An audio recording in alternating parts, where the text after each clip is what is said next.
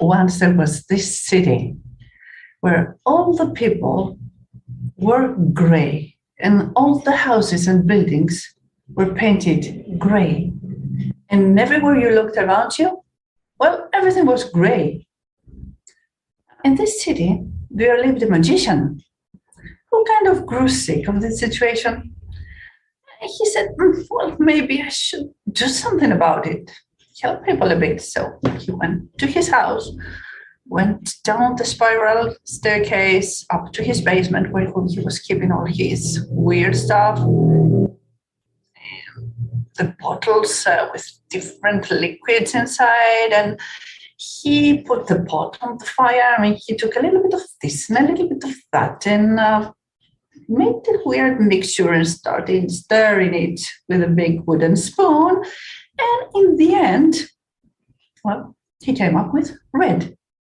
He really liked red. So he took a bucket and a brush and went outside his house to the fence and started painting it red. Now, imagine this little spot of red inside all this grayness. I mean, people were stopping outside his house, looking at the fence, amazed. And they could knock on his door and start asking for a little paint, if he could just give them some red paint. And of course he did. That was the point, actually. So the people took the paint and they painted their houses red, and they painted the buildings red, and they painted their clothes red, so that now everywhere you would look around you, there was all this redness. But red is a very strong color. It keeps you at the edge of the seat. You cannot relax with red. So the people started getting nervous, and they were starting to cross each other, and the conflicts started appearing in the city. So the merchant, when he saw this, he said, oh, this won't do. This won't do at all. I should do something about it. So he went back to his house, down the spiral staircase to his basement, put the pot on the fire, started mixing different liquids this time, a little bit of this bottle and a little bit of that bottle. And he came up with yellow. So he took a bucket and a brush, went outside his house, painted the door of his fence yellow. Now, people who had grew tired of so much red, when they looked at the yellow spot, well, they just started asking for it again immediately. They would knock on the magician's door and ask for paint, and they would paint their houses yellow and the buildings yellow and the clothes yellow, and then it would be a whole bright city full of yellow everywhere, only it was a little bit too bright. So you had this reflection coming to your eyes from everywhere. They started wearing hats to protect their eyes from all the light, because it was really irritating. And after a while, they wouldn't have it. So the magician thought that, I did it again. Well, I should do something about it, I guess. So down to the basement, through the spiral staircase, a little bit of this bottle and a little bit of that in the pot, and then he came up with blue. So he took the bucket and he took the brush and painted his fence blue this time. And everybody liked it. It was like relaxing after all those yellow colors everywhere. Their eyes could relax for a little bit. So they started painting their houses blue, and the buildings blue, and the clothes blue. And then there was this blue calm everywhere. So they just got to you after a little while. Well, people would start feeling less active and maybe would sleep in a little more in the morning and not really want to go to work, and feeling a little bit blue, I guess. So when the magician saw that, well, he said, God, no, not again. But one day, a couple was walking through all the blue buildings and the blue houses towards the edge of the city, where they saw that a woman who was living in a house had painted the roof of the house red and the rest of the house yellow, and all the windows and the fence were blue. And they were like, wow, how did she do that? And they decided to use all the paint that was left and do the same to their house. And then when other people saw it, well, they just imitated it. And after a little while, you could see colors all over the city. There are some really nice traditional cities, towns in Italy that you can see all those colors with bright pink buildings with, yellow or green windows and doors. And it just so it matches. So this thing spread all across the city. And finally, people and the magician were content. And this is why we need diversity in our lives. Hello and welcome to a cornucopia of tales and tellers. This week, Simona and myself are joined with Despina from Greece. Welcome, Despina. How are you? Hello. Very nice. Thank you. Very well. Nice one. So we've got an North Atlantic Ocean plus Mediterranean field to today's podcast. So Despina, could you tell us something about your story within stories and storytelling, and Absolutely. how it's important to you? Okay, so my first interaction with storytelling came from my granny. She used to tell a story to me and my two elder sisters when we were kids. We're like the three daughters in the fairy tale. I'm the youngest one, by the way. So yeah, she gave us nice stories to keep us occupied when otherwise we would be bothering the family.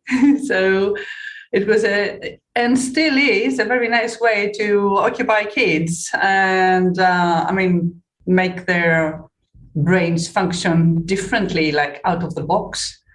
Because while listening to stories, you create all those mental images. You needn't watch anything on a screen. It's just your brain doing all the work.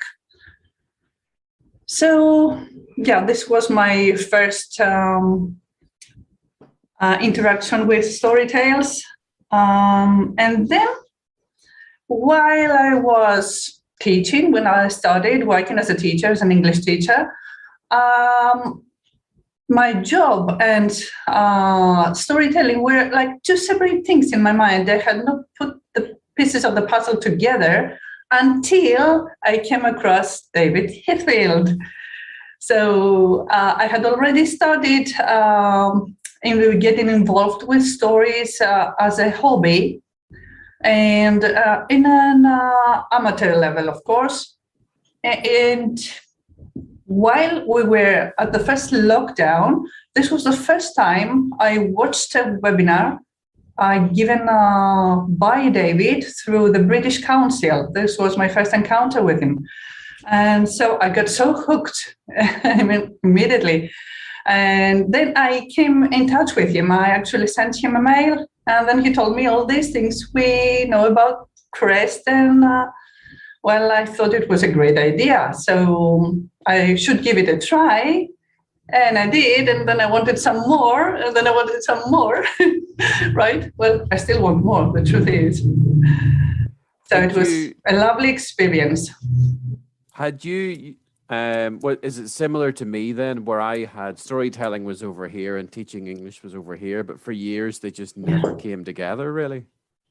Yeah, exactly. I mean, I was telling stories for about 5 years when I realized that I could actually incorporate it in my curriculum. So, well, the results are amazing. I mean, everybody likes it. Kids like it, teens love it, and adults ask for it. So there is no generation that excludes stories in learning. And it's a much more natural way to teach, actually, and learn, because as we've read and heard 1,000 times, we're hardwired to storytelling. It's been done for us since the beginning of time for us. Is there an area of storytelling that you've always, is there certain topics that you've always enjoyed over others, or is there certain areas that you tend to read or listen to or tell more than others? I mean, certainly in Greece, you guys have, world famous stories. It's almost cheating how good the stories are coming out of Greece. So for example, is mythology one that you tell, or is it quite an international mix of tales you tell?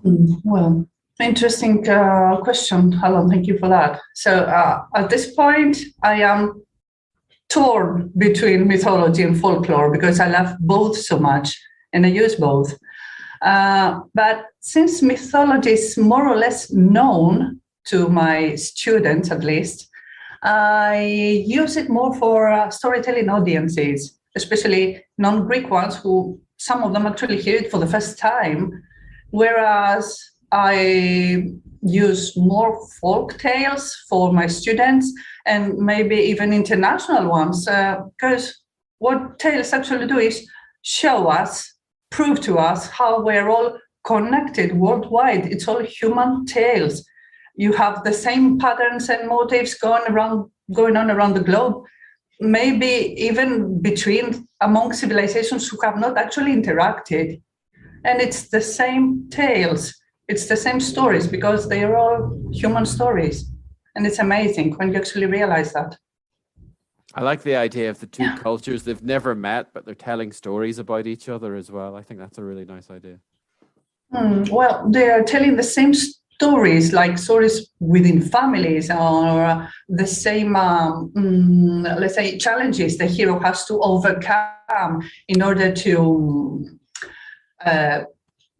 pass to another maturity level, to pass to the next level. And I guess that throughout human history, the basis of the stories is actually similar.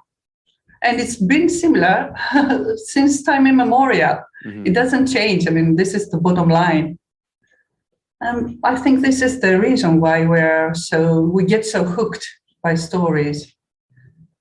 Yeah. Simona, would you jump between folklore and mythology, or will you stick to one over the other? Well, if I'm teaching, this is what I do, of course. But if I'm teaching, I don't really look at what kind of story I'm choosing. But I generally choose the right story for the topic I want to focus on. Or, for example, if I'm teaching grammar or vocabulary, I need a story that has that grammar topic or the vocabulary I want to include in my lesson.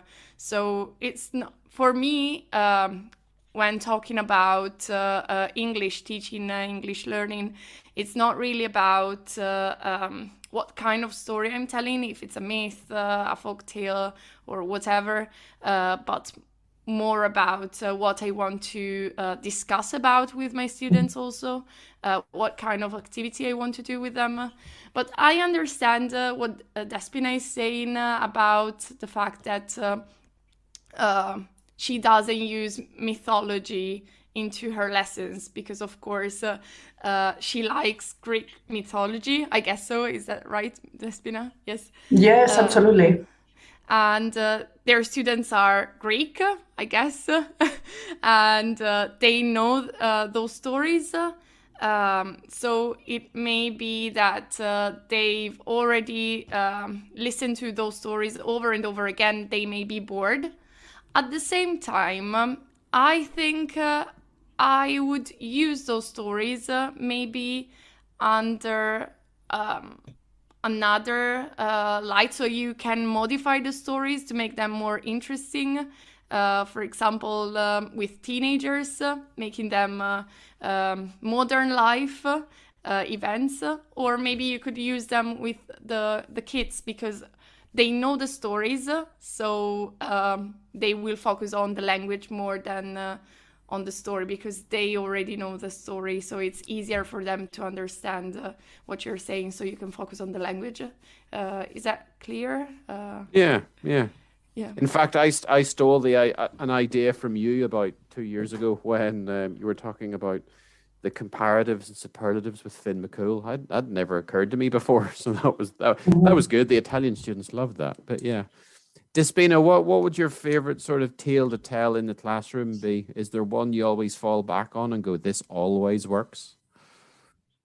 Well, my favorite genre, the best one to my liking, and probably for that reason, the one I actually perform the best, maybe, is magic folklore. So I do not modernize it. I don't do that. I actually stick to the old folklore. Like you have the king and you have the villain and then the hero and, the classical stuff.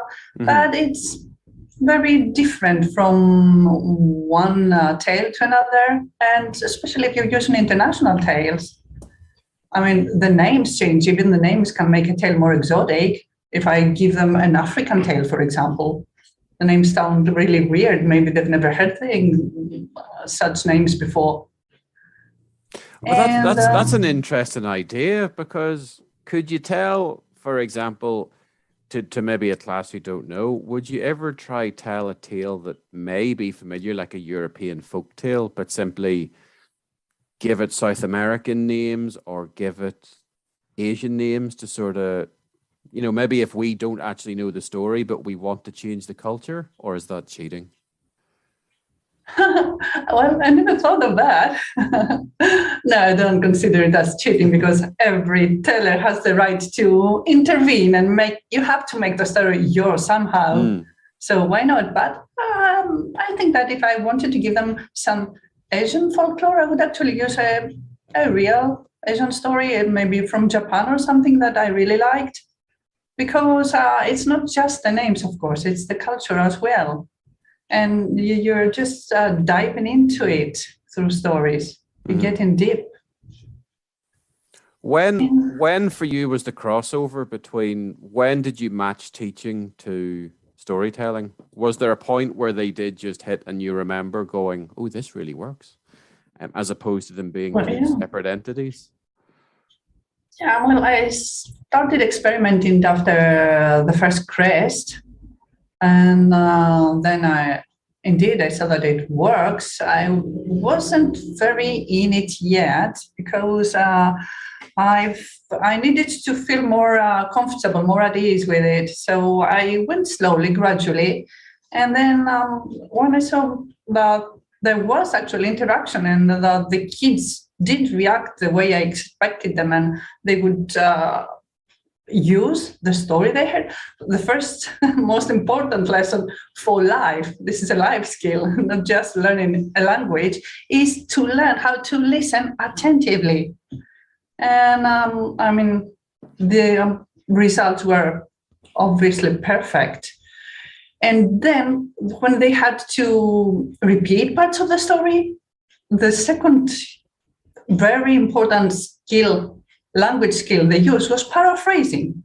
They had to use the story they remembered, but they had to use their own words, their own vocabulary. Some of them might have caught a few words and they would be able to use them. New vocabulary. That was amazing. And then there was the reaction, of course. Okay, we had fun playing roles and getting into more drama, etc. And okay, let me tell you this anecdote. So one of my students, whom I'm preparing for the Sutton, Michigan exam this May, a very bright young girl of about 15. So I'm telling her this story where you have the Greek folklore story. You have the two elder jealous sisters of the younger one's happiness, and they destroy it, right? They sabotage it.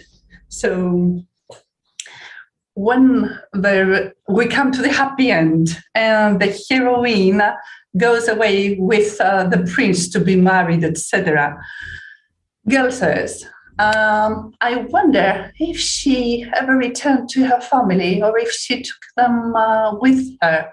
And I think, well, she did not come from a royal family, so I see it a bit hard that she would leave all this splendor and riches to go back to her family. She probably took them with her. And then I have this idea, and I ask her, so what do you think about the two sisters? Would she take those ones too? And she says, oh, them. Well, yeah, they would be living in the doghouse. Right? Oh, very good. Living in the doghouse. You get excellent responses. Yeah. I think that's worth a homework exercise of doing what's part 2 of the story. I've challenged students to do that before, is see if they can write a part 2 of, like, even a famous one that they all, like, everybody knows, like one of the Grimm's brothers or something. What's part 2, and see what they can do as well. But yeah, I like sending one of like the a sequel, right? Yeah, I like sending one of the characters to live in the doghouse. Or Little Red Riding Hood, and the wolf is just a puppy or something. Who knows? Maybe they had an interaction beforehand. Who knows? Yeah, or if there is a moral in the story, something we need to learn, you can actually ask for their ideas before you hand them with the original story come out. And it's very interesting because you come across gender stereotypes, for example, or the gap between the rich and the poor and stuff like that, that you still see in society. So there are things you actually talk about, and they come from life, not just a story. Yeah. And this is very interesting as well. Nice. Do you have a story for us today, since we're a storytelling podcast? Yeah, actually I do. I have this great story which I heard from Keith. Unfortunately, I don't know his last name. He's part of the Litchfield Storytellers. And it goes like this. Once there was a rich merchant. He lived in a big city. And one day he took his servants and decided to go for a walk across the central square because he had some business to attend to. Now, on that particular day, the square was crowded and there were many people gathered. There was a spectacle. There were jugglers and there were fire eaters and such. So because of the crowd gathered in the center of the square, his servants preceded him, pushing the people aside so this very rich merchant, the Lord, would pass, not being bothered by anyone. So silk gown, fur scarf, gold medallions hanging on his neck, and a big purse hanging on his belt.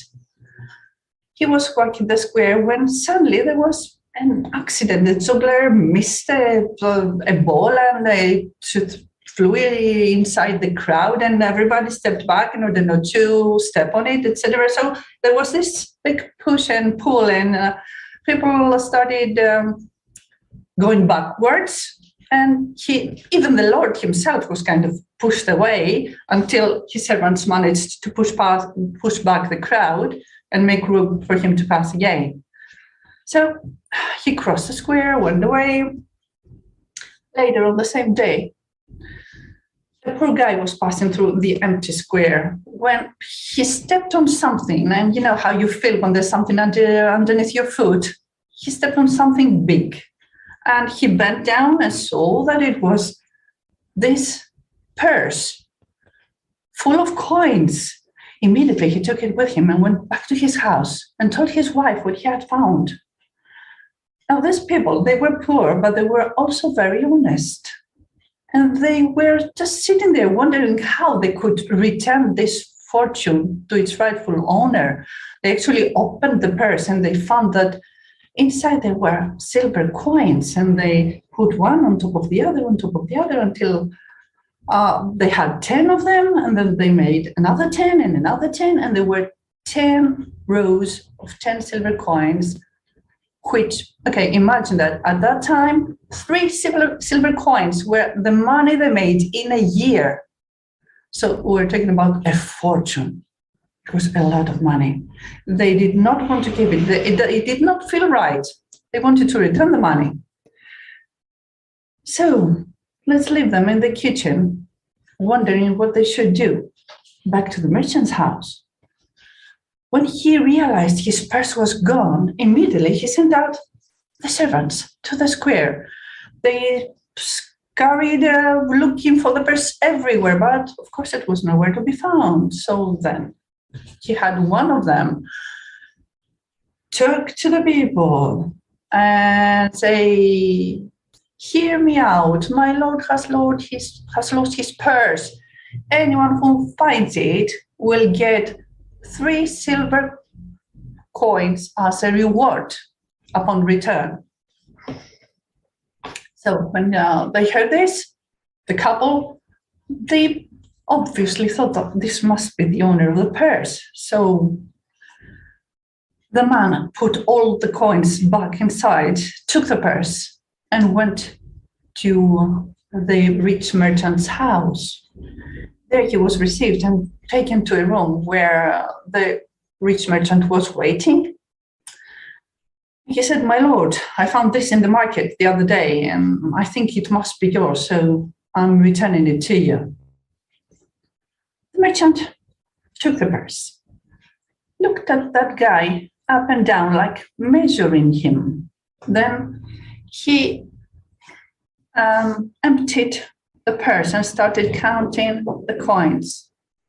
When he was finished, he said, "There are 100 silver coins in here."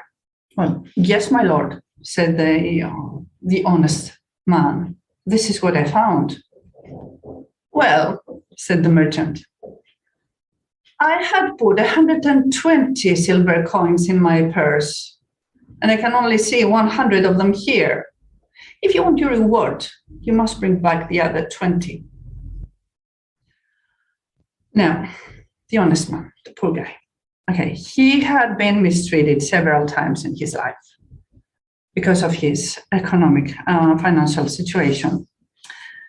But at that point, he decided that he would not take it. He felt he was being mistreated, and he felt that all his honesty was blown to the wind, because obviously the merchant would not want, it was trying to avoid paying the reward he had promised.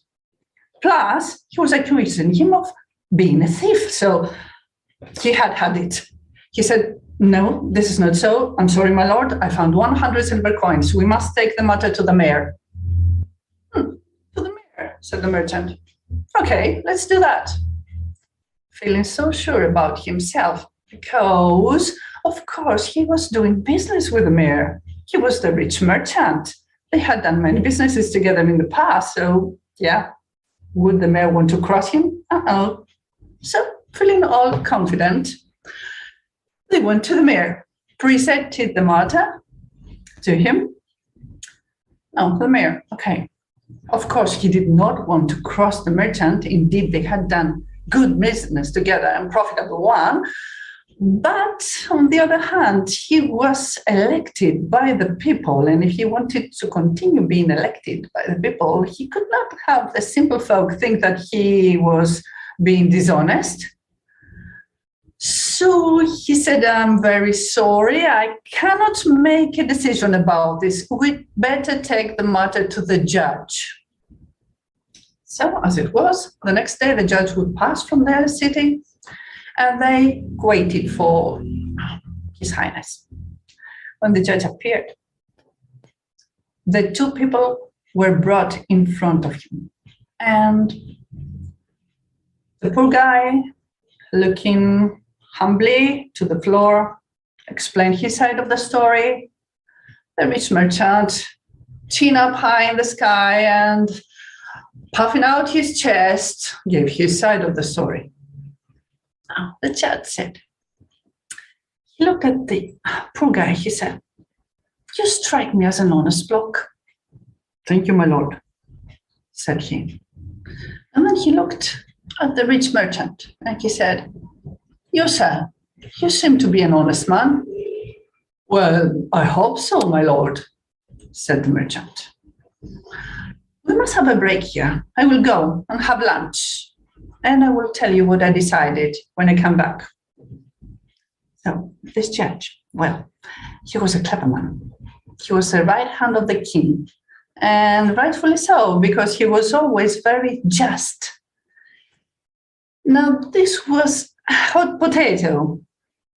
very difficult to decide what to do. When I heard the story, I was trying to find the solution. It is kind of hard, but this guy, when he had his fill and returned, he called them back in. He said, "Gentlemen, you both look like very honest people." The honest person looking down, the rich merchant puffing out. He said, "I will tell you what I decided. You said," he said to the poor guy, "you said that when you found the purse, there were 100 silver coins inside." "Yes, my lord," said he. "And you said that when you lost your purse, there were 120 silver coins inside." "Of course, my lord, this is what I've said," said the merchant. "Well, clearly," he said to the rich merchant, "this is not your purse." Now the rich guy's jaw dropped open, but before he could take a breath and start complaining about it, the judge returned to the mayor and said, "You will keep this purse with 100 silver coins for 3 months. If in 3 months' time nobody comes asking for them, you will hand them over to this honest man who has brought them to us. And you, sir," he said to the merchant, "let us hope that one day another honest man, as honest as this one, comes to us and brings us your purse." And that was the end of the tale. Brilliant. That's one of those Thank tales you very where much. you're trying to work out what's happening right until the end. It's one of those where you're trying to think ahead, but Yeah. you can't. You're not quite sure. Brilliant. Do you tell that to the students to get them to predict what's happening? Of course next? I do. Not only that, well, okay, at first, my first pit stop is when the poor person finds the purse. So what would you do? You find a wallet in the street today full of money, a lot of money, no idea inside. What do you do? Yeah, so this is the first interaction with them. Yeah. And then, of course, I do not give them the judge's decision on the plate. I have them sleep over it. And the next time we have class, they can tell me what they have come up with. And then before I do even that, one of them has to be the poor guy who has found the wallet, and I'm the judge, and they have to tell me their side of the story. And another one would be the rich merchant, and he would have to give me, or she, depends, their side of the story. And after playing the roles, then I tell them the final decision. Yeah. Can I steal the idea? Absolutely, yeah. This is the point. That was the point exactly for us to share. That's beautiful. And it's a little bit cruel that you don't give them the answer until next time. Well, they have to use their brains, right? That's part of our job. Yeah, that's nice. I like the idea of asking students for multiple possibilities, and then instead of saying, here's a right or wrong answer, here is the answer that I have. So everybody's allowed to be right. Exactly. Does that make sense? Yeah. Yeah, absolutely. Brilliant. I love that. That's brilliant. So do I. I mean, it's very useful for us in the classroom. Yeah. And you can also turn it into the morality debate as well, with what do you do if you find money on the street, as simple as that, because then you have them discussing it in English in class as well. So it's open to so many possibilities too. It's one of those stories that there's so many possible activities can be taken from it. Exactly. And they can take either one of the three roles, right? Okay, and the mayor is a politician. We don't care about that role, but the other people, I mean, they have to be able to think critically, even if they were the judges, and you have one person who seems to be honest. They have brought money back. They could have kept it, of course, in the first place. And then you have the other person who's obviously lying, but you cannot tell them to their face because you need to be diplomatic, let's say, right? So you have to keep the balance. You cannot misjudge anyone. and you cannot cross anyone directly. So it's like magical. What's been the most memorable idea put forward by one of your students in the past for how the story concludes, or one of the answers you've got out of it? Okay, I have to tell you that several would just keep the money. Let's start with that. I mean, I'm sure there's other teachers listening to this going, yeah, if that was 100 times a teacher's wage, I'd take the money. And well, some of them tried to implicate the servants, like have one of the servants make a side deal and have one of the servants tell the truth that their master is lying, actually. So it doesn't actually. Someone pouts on them then. Yeah. Oh, there's plenty of. And they're all surprised in the end. Nobody comes to the okay. Mm-hmm. This is a very wise decision. I don't think that judge took it over lunch, actually. Yeah. Brilliant. Well, Despina, thank you very much for telling us your tale. And you're very welcome. With a multitude of activities that can be taken into the classroom as well. Thank you very much. That's greatly appreciated. Thank you. Well, thank you very much, Despina, for joining us on today's cornucopia of Tales and Tellers. Thank you for having me. And thank you very much, everybody, for listening. I've been Alan, and Simona's been Simona, hopefully. And we'll see you again on the next episode of a cornucopia of Tales and Tellers. Thank you very much, guys. Bye. Great.